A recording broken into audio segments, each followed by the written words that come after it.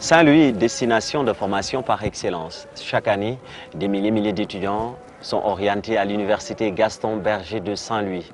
Alors, l'université Gaston Berger de Saint-Louis commence à tomber en décrépitude ces dernières années. Une situation qui fait peser de sérieux doutes sur l'avenir de l'éducation dans ce temple du savoir. Alors, face à tous ces mots, aujourd'hui, Saint Campus pose des baluchons ici au niveau de ce temple du savoir. Et j'ai l'honneur et le plus grand plaisir de recevoir les enseignants du supérieur qui sont représentés aujourd'hui par M.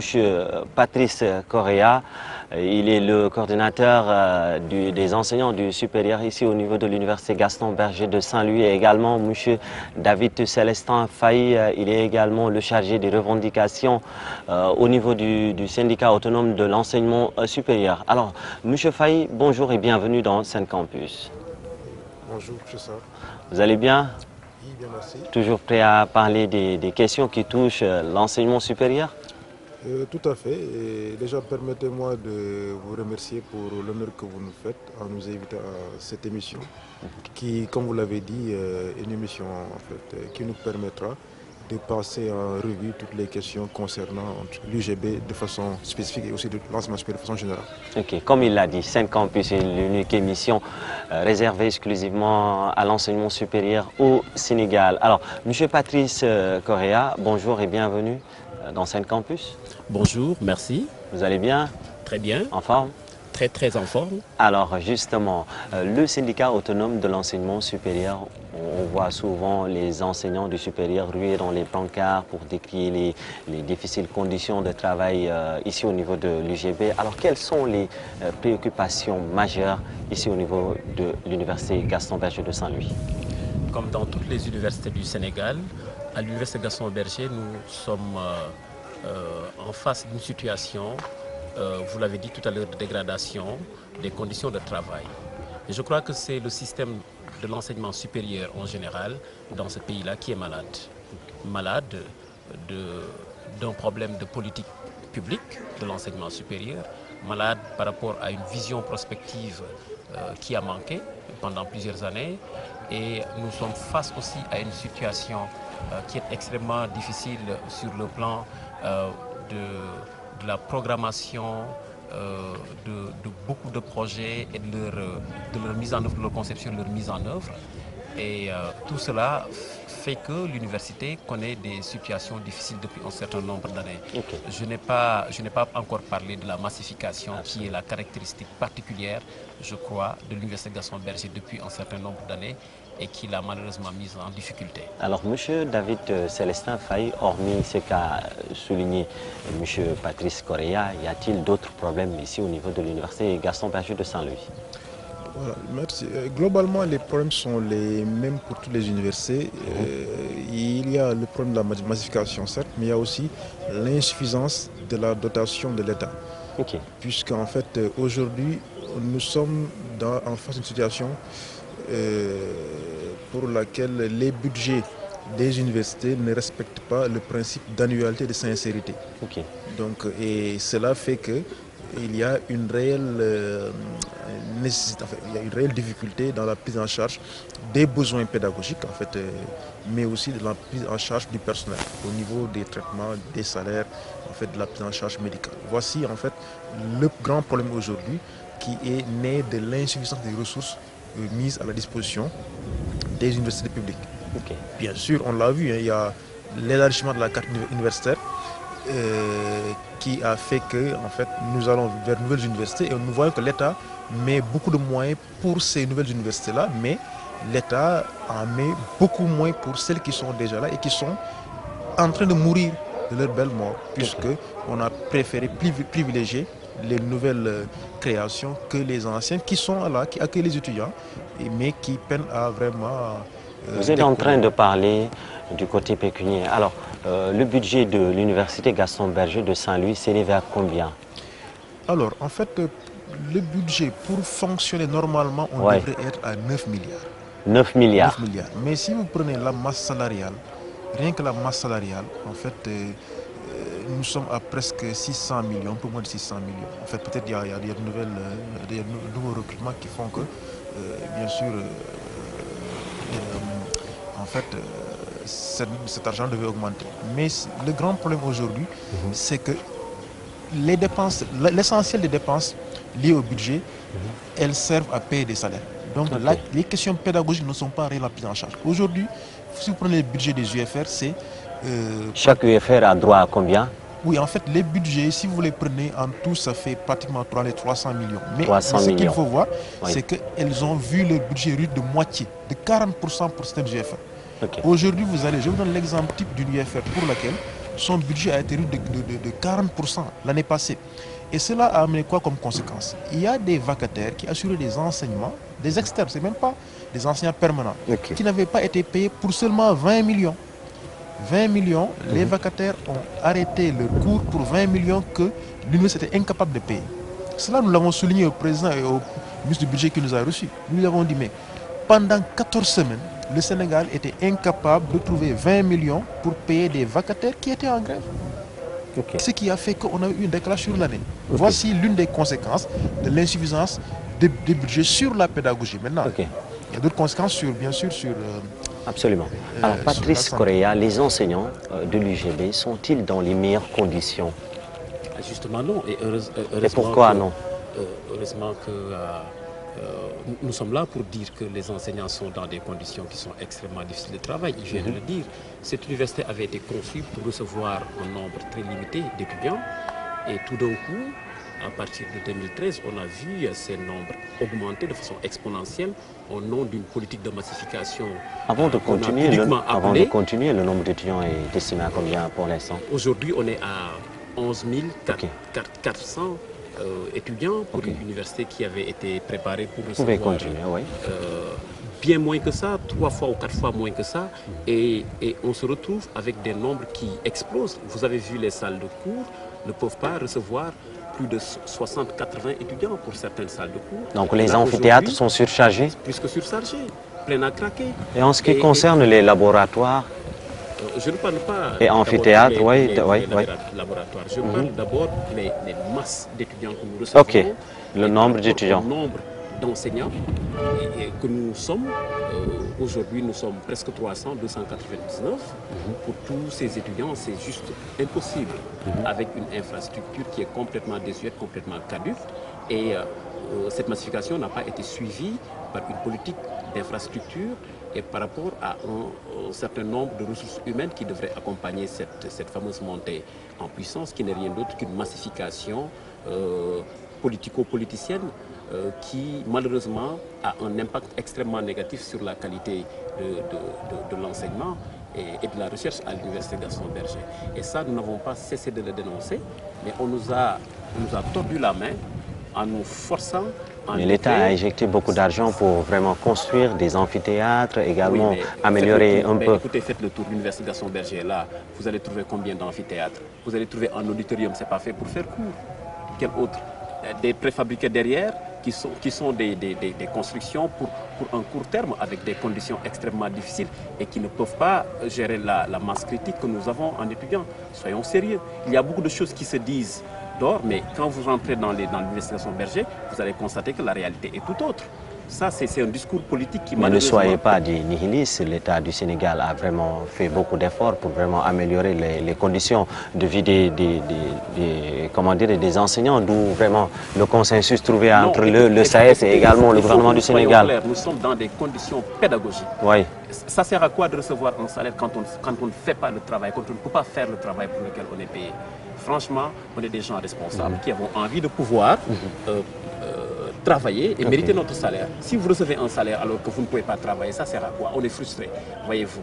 Donc le problème, ce n'est pas des améliorations, des conditions, ce qui est tout à fait légitime et normal, parce que les enseignants-chercheurs sont des travailleurs dignes qui apportent beaucoup à ce pays-là. Attention, ce que nous apportons n'est pas visible et palpable, mais c'est le plus important, c'est les ressources humaines. Et c'est ça qui fait bouger un pays, c'est ça qui développe un pays. Alors, M. David Célestin Faye, partagez-vous les mêmes propos que M. Patrice Correa en ce qui concerne les conditions de travail des enseignants ici au niveau de l'Université Gaston Berger de Saint-Louis? Oui, je les partage tout à fait. Pour avoir été étudiant ici et aussi enseignant, nous avons vu les conditions. Vous avez étudié ici à J'ai l'UGB? étudié ici, nous sommes d'ailleurs en face de là où j'ai fait mes études en mathématiques ici. Donc j'ai étudié, j'ai vu l'évolution en tant qu'étudiant et aussi en tant qu'enseignant. Ce qui est important, il a dit tantôt, au départ, la progression, l'université Gaston Berger a été faite sur un modèle pour ne pas copier celui de Dakar.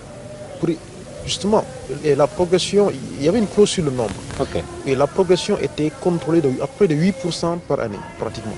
Et en 2013, on a eu 30% d'augmentation en une année, sans augmentation réelle de la capacité d'accueil. Ce n'est pas parce qu'on ne veut pas accueillir, mais il y avait un préalable pour ne pas justement avoir le problème de Dakar. Aujourd'hui, nous sommes dans ces difficultés-là. Vous avez des enseignements qui peinent à être bouclés, puisque c'est le nombre d'enseignants qui est faible. Regardez, 11 000 étudiants, moins de 300 enseignants, mais faites le décompte, il y a énormément de vacataires externes qui ne sont pas payés. Alors que normalement, nous avions demandé au gouvernement de recruter pour aller jusqu'à 70% de permanents au niveau de l'enseignement supérieur. 70% de permanents. L'essentiel des enseignants, c'est des vacataires, surtout pour les nouvelles UFR. Et donc, pour cela, bien sûr, il faudrait quand même qu'il y ait des efforts. Oui. Par rapport à ça, justement, on va parler un peu de l'enseignement ici, au niveau de ce temple du savoir. Comment se porte l'enseignement? Oui, si vous voulez, on est dans des difficultés. Oui, on est dans les difficultés. Les difficultés, mais elles sont... Oui, l'université Gaston Berger était réputée d'être une université d'excellence. Mais on a constaté ces dernières années, nombreux sont ceux qui pensent que l'université commence à perdre ses repères. Donc peut-être on va parler un peu de l'enseignement. C'est dû à quoi, juste? Si on avait écouté les enseignants et le SAES, on n'en serait pas là. L'université, pour moi, c'est une université d'excellence. Si on écoutait les enseignants. Si on avait écouté les enseignants. Si on avait écouté les enseignants à l'époque. À l'époque, on n'en serait pas là. L'excellence est en décadence. Parce que justement, la massification incontrôlée n'a pas de sens. Si vous voulez, il y a des conditions qui ont fait que l'excellence était bâtie sur des conditions. Regardez, vous allez partout au Sénégal, beaucoup de cadres ont été formés ici. La magistrature, prenez le cas de la magistrature, beaucoup de secteurs, les cadres ont été formés ici. Parce que justement, le taux d'encadrement était un bon taux d'encadrement. Il y avait un enseignant pour un nombre raisonnable d'étudiants. Mais aujourd'hui, nous avons perdu cela. Si on avait écouté, c'est-à-dire que ce n'est pas ne pas faire venir, mais c'est mettre en place les infrastructures destinées à accueillir. Bien sûr, nous le savons. L'État du Sénégal est confronté à un vrai problème, c'est l'afflux de bacheliers. Mais cet afflux de bacheliers, il a dit tantôt mon camarade, si on avait fait les prévisions, les prospections, bien avant, on aurait pu anticiper, disons, la progression de la population scolaire. Et on aurait mis les infrastructures, on aurait dû créer tout ce qu'il y a comme réceptacle pour ces bacheliers. Mais aujourd'hui, ce qu'il faut dire, c'est que le fait qu'on est en 2013, je prends comme repère 2013. Nous avions à l'époque constitué, disons, ce qu'on appelle le KUGB. En fait, disons, en réunissant les étudiants, les PATS et les enseignants pour dénoncer justement cette massification incontrôlée qui, on est en train de subir les conséquences. Hormis le fait de dénoncer, vous, le SAES, vous avez proposé quoi comme solution pour un peu réduire ce nombre pléthorique-là et également permettre à l'État de recruter assez d'enseignants? La première proposition que nous avons faite, c'est de faire respecter la loi et les traditions de fonctionnement d'une université, l'autonomie. Et c'est ça qui a été malheureusement violé et violenté en mettant en place un décret et en forçant les universités qui n'en avaient pas les moyens en termes de ressources humaines et en termes d'infrastructures de recevoir des étudiants qui n'étaient pas prêts à pouvoir gérer, à pouvoir encadrer, à pouvoir enseigner, à pouvoir former dans les meilleures conditions. C'est ça, ce paradigme qu'on nous a forcé de la massification incontrôlée ne pouvait qu'avoir ces dégâts auxquels nous faisons face aujourd'hui. C'est ça la vérité. Or, une université, c'est cette tradition-là qu'on a connue. Le nombre d'enseignants doit avoir, il faut qu'il y ait un équilibre, une proportion entre le nombre d'enseignants et le nombre d'étudiants à encadrer. Et c'est ça qui va permettre de pouvoir suivre, faire le travail correctement. Quand vous prenez des programmes, des licences, où vous êtes censé être 50-60 étudiants pour former des gens opérationnels qui, quand ils sortent, peuvent être des professionnels, peuvent travailler, ne traînent pas. et qu'on vous envoie 2 fois, 3 fois plus, comment pouvez-vous travailler correctement avec 2 ou 3 ordinateurs pour des groupes qui sont extrêmement vastes d'étudiants, de groupes de TD? Voilà les problèmes auxquels les enseignants font face et qu'ils dénoncent. Parce qu'on n'a pas envie de former des gens après qui vont se retrouver dans la rue en train comment dirais-je, je ne sais pas comment on a l'habitude de dire. Justement, l'insertion des jeunes diplômés de l'UGB fait souvent défaut.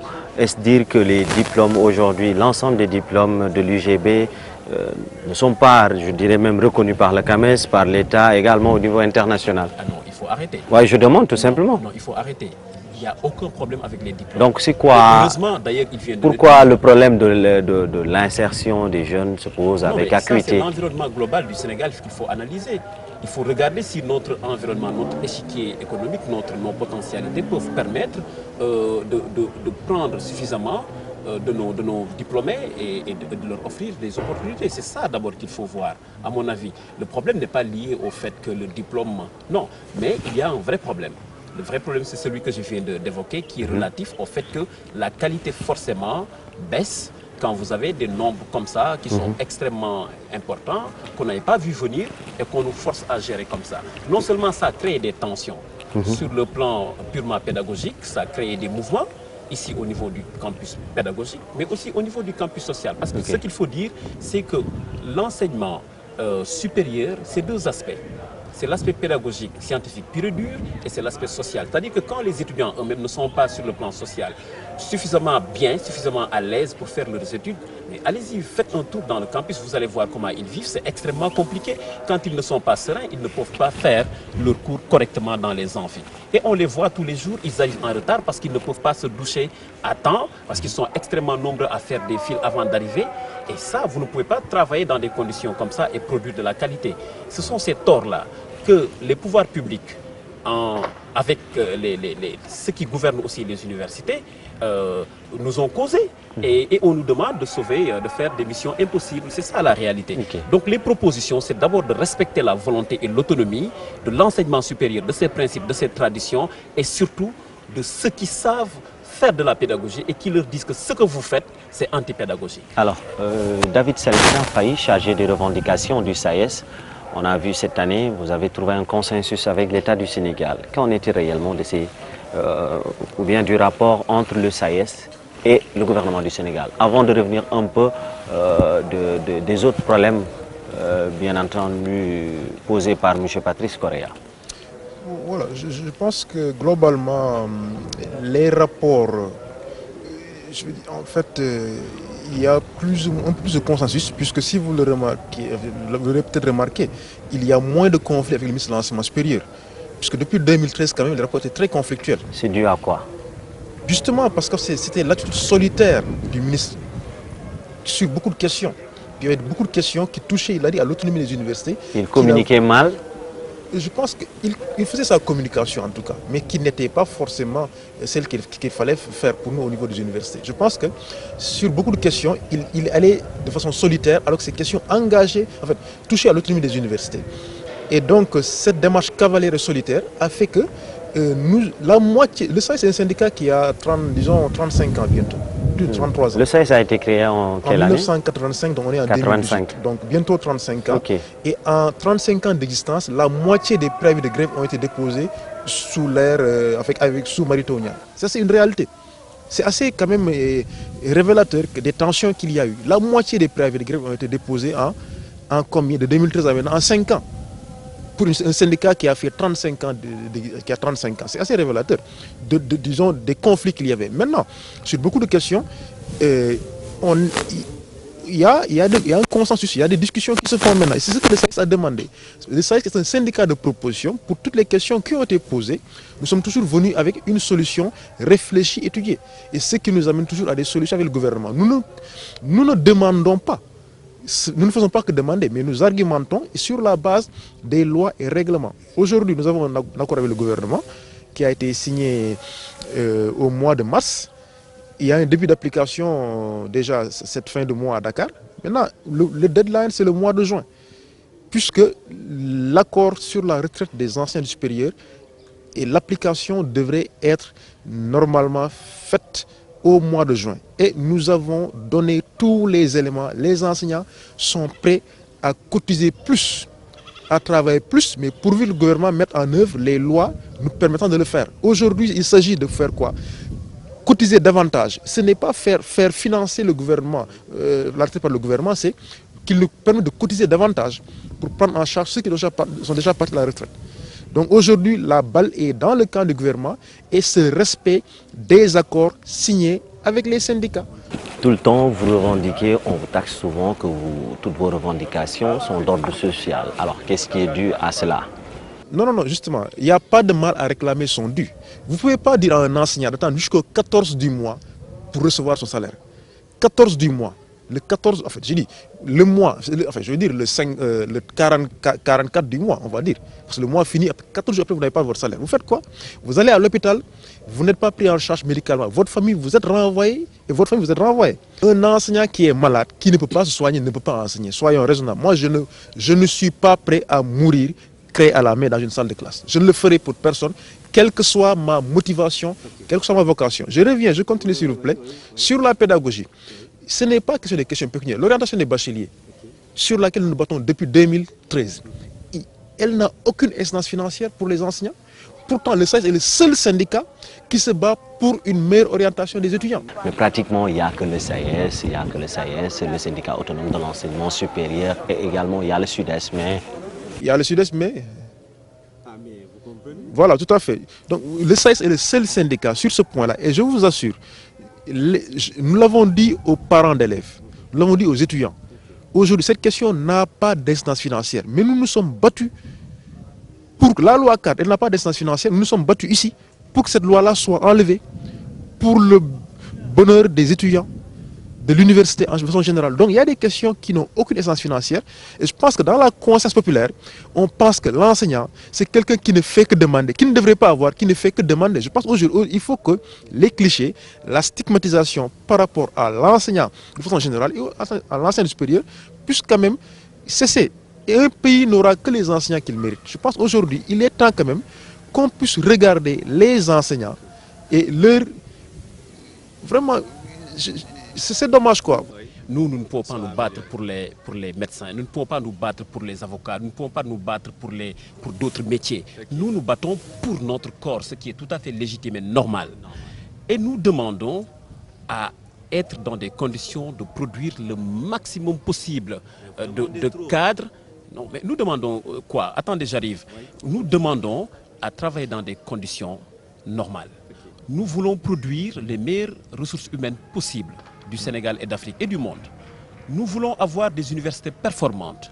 Nous voulons avoir des étudiants qui vont sortir et qui seront une fierté pour ce pays et pour le continent et pour le monde. C'est ce pourquoi nous nous battons. Alors pour en revenir à ce cliché et à ce discours malheureusement qui est très, comment dirais-je, qui est très violent, qui consiste à dire que les enseignants ne font que demander, ne font que des revendications d'ordre pécuniaire. Mais ça révèle quelque chose. Vous savez ce que ça révèle? C'est exactement ce qu'il vient de dire. On donne très peu d'argent aux universités. Les universités n'ont pas les moyens de fonctionner correctement.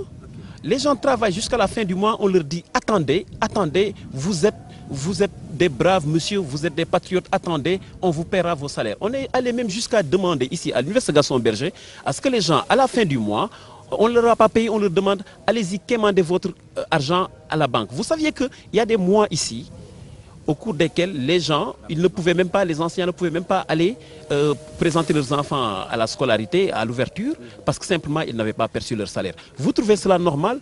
Vous avez quitté Dakar jusqu'à Saint-Louis pour venir travailler gratuitement pour votre entreprise.